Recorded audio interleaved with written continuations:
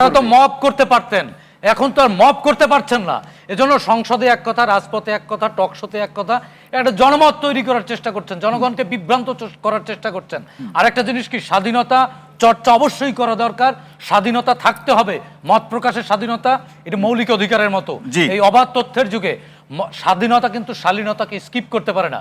ওনারা মাঝে মাঝে হয় কি, স্বাধীনতাই বোঝেন না, স্বাধীনতার সংজ্ঞাই বোঝেন না। স্বাধীনতা মানে শাহবাগে কিন্তু অশ্লীল ভাষায় স্বযুক্ত বর্ণ দিয়ে, স্বযুক্ত শব্দ দিয়ে সরকারের সমালোচনা করা কিন্তু স্বাধীনতা না। স্বাধীনতা মানে হচ্ছে গঠনমূলক সমালোচনা করা, টু দি পয়েন্ট। এখন স্বাধীনতা বলতে যারা ওটাই বুঝেন তাদের ক্ষেত্রে কি হবে? তাদের তো ওইভাবে ছিঁড়ে ফেরে ফেলবে, জনগণ ছিঁড়ে ফেরে ফেলবে না।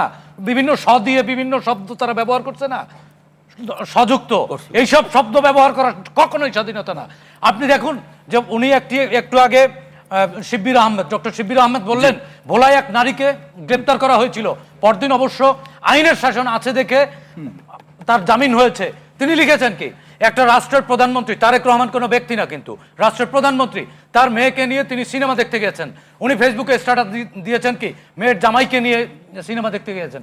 এটি কি কোনো একজন ভদ্রলোক, কোনো ভদ্র নারী এই ধরনের অ্যাপ্রোচ করতে পারে? এটা তো অসভ্যতা, এটা হচ্ছে অশ্লীলতা।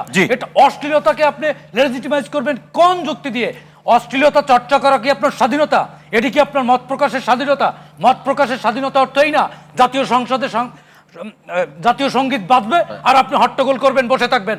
অশ্লীলতা অর্থ কিন্তু সায়েদ ভাইয়ের কাছে বিরোধী দলের সবকিছু হচ্ছে যে, আরে ভাই বিরোধী দল তো বিরোধী দল, আপনারা কোনো কিছু সব বিরোধী দল, বিরোধী দল কি রাজনৈতিক দল? সবকিছু ঠিক আছে, আর বিরোধী দল যা বলে সবই ভুল। বিরোধী দল তো একটা রাজনৈতিক এনজিও, যুক্তি দিয়ে কথা বলতে হবে ভাই, যুক্তি দিয়ে কথা বলতে হবে, যুক্তি দিয়ে কথা বলতে হবে। জাতীয় সঙ্গীতকে আপনারা মানবেন না, জাতীয় সঙ্গীতকে মানবেন না, আবার বলবেন যে এই বাংলাদেশের স্বাধীনতার ঘোষক পাল্টে দিবেন, কখনো কখনো কর্নেল অলিকে ঘোষক বানাই দিবেন, আবার কবে জানেন গোলাম আজমকে স্বাধীনতার স্থপতি বানাই দেন আপনারা। তেলের দাম এত বাড়ছে, ওই যে বলছেন এগুলো আমার কথা শুনেন, রাজনীতি হচ্ছে রাজনীতি চর্চা করতে হয়। সরকার দলের কোনো সমালোচনা নাই, ভুল নাই। ডে 1 থেকে সব জায়গায় চলে, ডে 1 থেকেই তো আপনারা শস্যের মধ্যে ভূত দেখেন।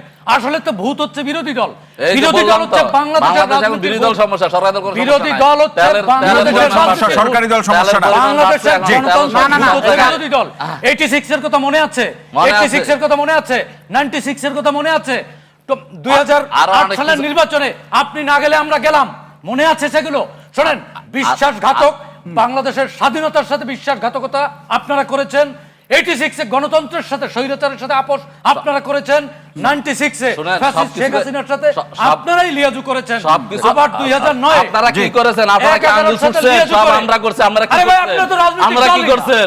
সব আমরাই করলাম, আপনারা করলেন নাকি? সকল অপকর্ম আপনারা ওই স্বাধীন বাংলাদেশে ক্ষমতায় আসা কেয়ারটেকার সরকার মাধ্যমে ক্ষমতায় আসা আবার কেয়ারটেকার বাতিল করছেন, আবার হচ্ছে বিচারপতির বয়স বাড়াইছে, ক্ষমতা দ্বিতীয়ত করার জন্য। ক্ষমতা স্বাভাবিকভাবে সবটাই হচ্ছে ষড়যন্ত্র। আপনারা কি রাজনৈতিক দল? আপনারা চেষ্টা করছেন সব সময়। আপনারা তো এনজিও।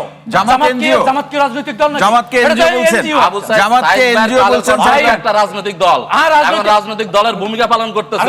একটা পত্রিকা মিডিয়া হয়ে রাজনৈতিক দলের ভূমিকা পালন করে, এরকম একজনক মিডিয়া আমরা দেখি না তো। গণতন্ত্রে প্রত্যেকটি নাগরিকের, গণতন্ত্রে প্রত্যেকটি নাগরিকের রাজনীতি করার এখতিয়ার আছে, রাজনীতি করার অধিকার আছে, সেটাও মিডিয়া ছাইরে রাজনৈতিক দল মানুষ। আপনি জামাত কেন করেন?